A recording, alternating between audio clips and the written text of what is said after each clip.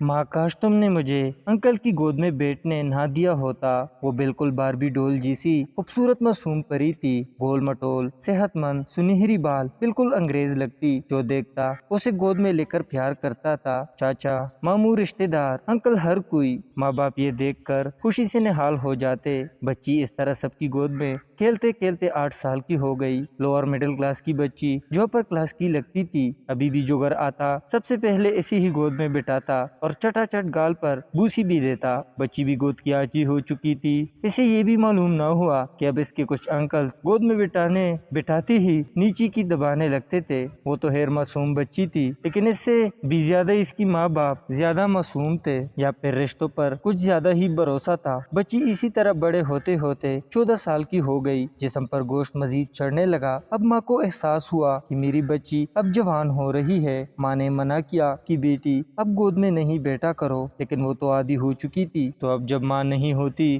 تو جھٹ سے گود میں بیٹھ جاتی۔ شکاری انکلز بھی خوش کہ بچی گود کی عادی ہو چکی، تو اب باقاعدہ گود میں ایسے جھولا بھی جلانے لگے، اور یوں چھپے پردے عیاں ہونے لگی۔ کچی کلی وقت سے پہلے پچنے لگی۔ ماں باپ جن کی شروع سے آنکھیں بند تھی اب کھلی تو سورج غروب ہو چکا تھا، سامنے اندھیرا۔ سارے انکلز بھی سمجھ چکے تھے مزہ ادھورا تو تھا، لیکن سالوں تک لیا تو انہوں نے بھی آنا چھوڑ دیا۔ بچی بے چین چڑچڑی ہونے لگی کہ اب وہ کس کے ساتھ کے لیے۔ ماں یہ دیکھ کر تڑپتی اور اپنے آپ کو ذمہ دار ٹھہراتی۔ 2 سال بعد اس دنیا سے رخصت ہو گئی۔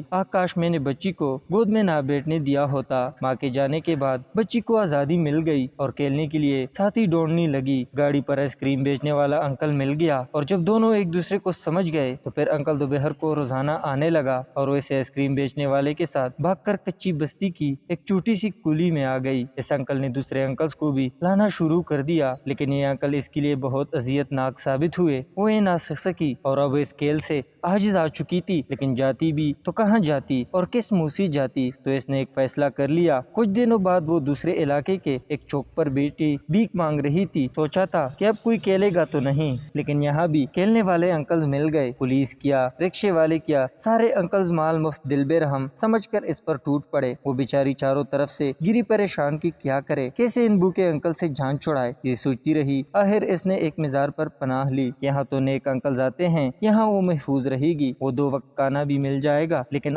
یہاں کے نیک انکلز پہلے والے انکل سے بھی زیادہ ظالم نکلے۔ پھر یہاں سے بھاگ کر اللہ کے گھر پناہ لینے پہنچ گئی، لیکن اللہ کے گھروں میں چند لوگ نے قبضہ کیا ہوا تھا، اسے وہاں سے بھی بھگا دیا گیا۔ آخرکار وہ بالکل مایوس ہو گئی اور ٹرین کی پٹری پر کھڑی ہو کر آنکھیں بند کر لی۔ ٹرین قریب آتی جاتی رہی اور وہ یہ کہتی جا رہی تھی، ماں کاش تم نے مجھے کسی انکل کی گود میں بیٹھنے نہ دیا ہوتا۔